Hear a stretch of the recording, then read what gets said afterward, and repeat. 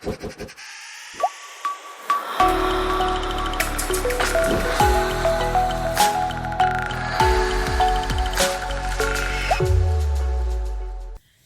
guys, again it's your girl Lily. Welcome back to my channel. Welcome back to my vlog. Today I'm going to talk about my journey to the aisle. So this is basically my story as I try to plan a wedding against the coronavirus, which is now the biggest challenge I have. So I'm just gonna talk to you a little bit about where I am right now, how I feel, what's going on in my life as far as this wedding is concerned. And yes, I'm nervous. I am very nervous. First, I would like to acknowledge everyone. There are plenty of couples who had to cancel their weddings because of this COVID-19. And it's very heartbreaking because I've had so many people reach out to me since I came out and talked about my journey. I've had so many ladies reach out to me and their stories are just so heartbreaking. Last week I spoke to someone who talked about she has her wedding favors in the house. She has everything she had ordered, and she wakes up and looks at these things and they don't know, they now don't have a date. They came from having a definite date in May to having nothing. Yeah, it's very sad. 2020 was a very good year to be married, guys. This is the year you will never forget, like your anniversary. You'll always remember, when were you guys married? 2020, right? it's so easy. So for me it was special, and I will talk about it. I will tell you when I start talking about my long engagement. But it's now very strange because before, say last year, somewhere in November or December, I had a clear vision of what I want my wedding to look like, how I want my wedding to look like, and it was so beautiful. Now, sometimes I wake up and all I see is darkness. Like, it's so confusing. Everybody dreams of their wedding and their wedding day, where you see a church or whatever venue full of people dressed up. You see people dancing, holding each other close, and it's merry, it's happy. Now I don't know whether my wedding will have people sitting 6 feet apart, or whether people will come in masks at my wedding. Will people dance? I don't know whether we'll have people dancing close when we're playing romantic music, or any of that. I feel like that dream is no longer as clear as it was. But I know it's gonna be well, and I'll just keep pressing forward. So guys, I know I mentioned to you that I've been engaged for 7 years, and I'm gonna talk to you a little bit about that. And okay, so this is why. When we guys got engaged, which was very beautiful, and this is how it happened. So I think he was trying to wait for Valentine's Day, yeah? And we guys were in Las Vegas. So that night we had a huge fight. It was huge. We had a huge fight in Las Vegas, kicked him out of the hotel room. He went out partying, and it was the 12th. So when he came back in the morning, because that was in the evening, he went partying with his friends. So when he came back, I had been watching The Walking Dead. Pretty much it was season after season after season, so I had not slept at all. So when he came back, I was awake, and I didn't bother him. He just came back in, took a shower, went to bed. And then when he woke up in the morning and I wasn't saying anything, he just came and went down on his knees and asked me.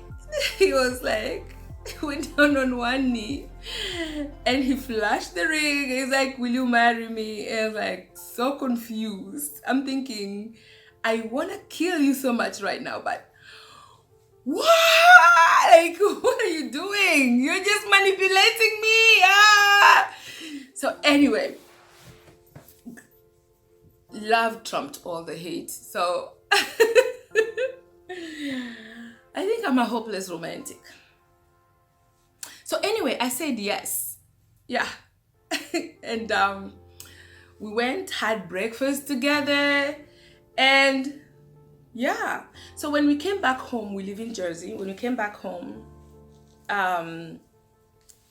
about 4 days later, I started having a weird backache, and I couldn't take it anymore.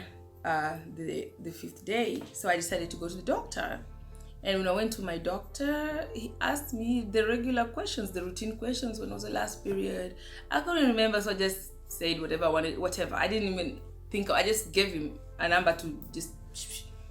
Oh, when was this? When was that? So best he did the test anyway, and then he came back to me saying, congratulations, you're pregnant. I'm like, wait, what? I cannot be pregnant. There is no way I'm pregnant. I was in Las Vegas. I was partying like a crazy person, having too much fun. No way. I had shots yesterday. How am I pregnant?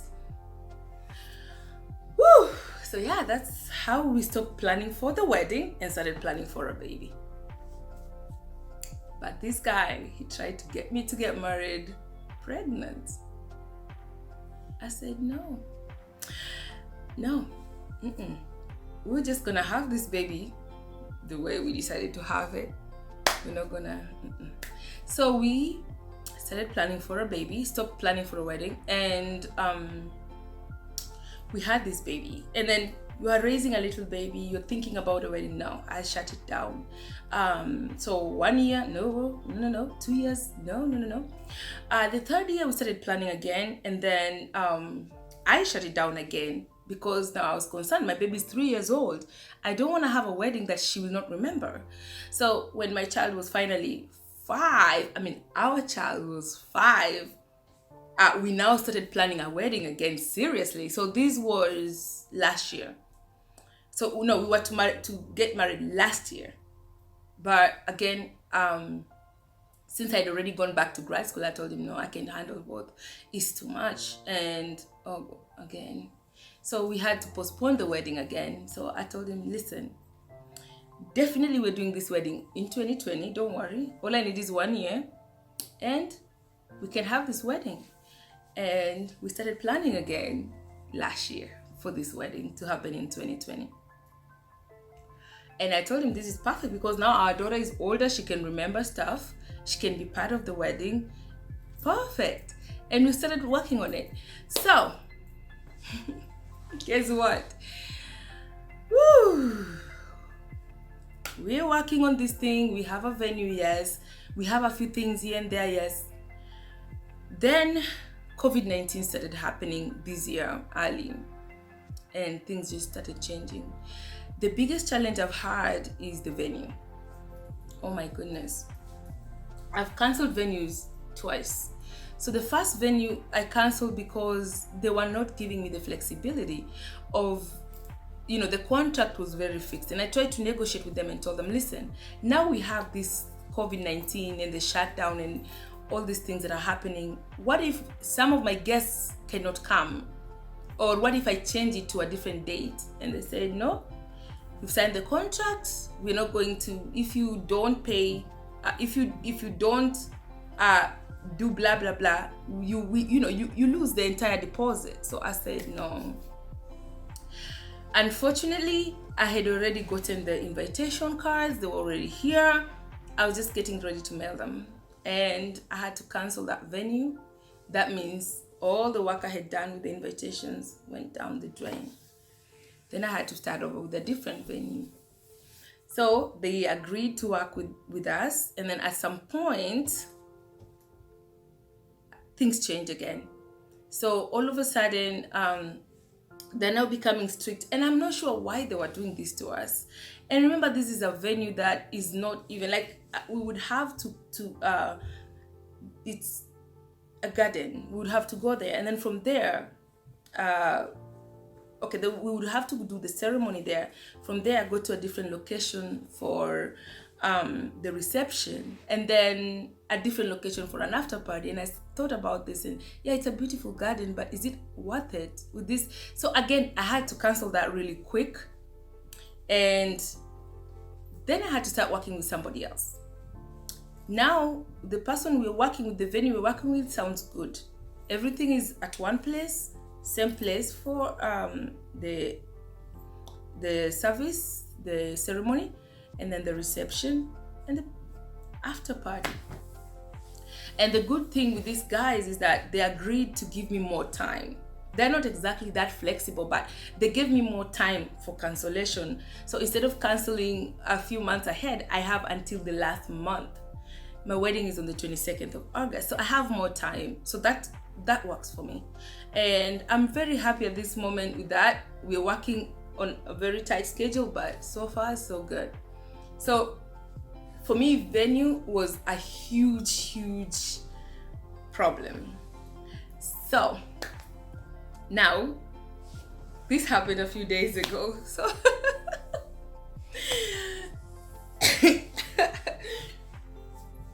so of course I talked to my fiance and I asked him, so we're working the guest list. How many people are on your guest list? So the guy, because I'm thinking we're probably gonna have 150 guests. Yeah. So I asked him, so how many people are in your guest list? So he says 100. What? 100? Who are these people? Oh my gosh! So we have 100 people that are coming from his side only. From my side, I was thinking maybe I'll have 50, and then we have mutual friends. Whew. Yeah. So I thought he would probably tell me 50 or less, but I see, he has a huge family, which is actually the reason why we're doing a destination wedding. Our wedding is happening in Nairobi, and it's because most of his family is in Kenya. My family is in Kenya too, but my immediate family, most of us are here. So I wouldn't mind getting married anywhere. So it was really okay for me, and we are happy and fine with that. Whew. Then this happened, yeah. We were talking about his groomsmen, and we were trying to fix the color, so that they can match with my bridesmaids. So we talked and talked and talked, and then finally I asked him, how many groomsmen do you have already? He said he has 2. Sorry. He said he has 2, and of course he has his best man. I have 12. So I don't know what's happening right now. So I'm getting to feel that as much as I'm working, to put this wedding together, and actually I'm doing most of the work, of course, I need to be checking on him from time to time, just making sure he is keeping up with it. Did you got married? Did you have to do this? How does this thing work? How does this work? Because I don't think we can just be a team, one team every time, doing everything together. Is that possible? He has his own schedule. I have my schedule. We all, and we create time to talk about this wedding, and most of the time we talk about the common stuff. Yes, he would check in and ask me, oh, have you done this? Have you done that? Yeah. But these are common things like, oh, this, stuff like, like what we talked about, the venue and things. But when it comes to now things that he has to be responsible for, I'm scared. I might have to go in and take over. But I'm not a bridezilla. No. So that is what's going on in my life right now. We're very let me talk about me. I'm sometimes very scared. Like 2 nights ago, I had a crazy nightmare.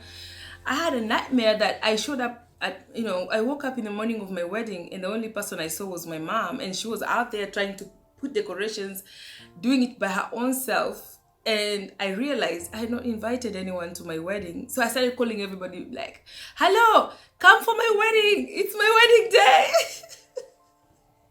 The pressure is too much. Everything slowed down because of this COVID-19. Everything went upside down. Everything we had put together broke down. It's like starting to rebuild again, changing vendors, changing things. It's crazy. It's exhausting. It's crazy. But I thank God because I'm surrounded by amazing people. I'm surrounded by amazing people. All my bridesmaids are so amazing. All of them are all set. All set. They all have, and even with tickets ready to go. They just have to show up, yeah? And oh, one of my friends actually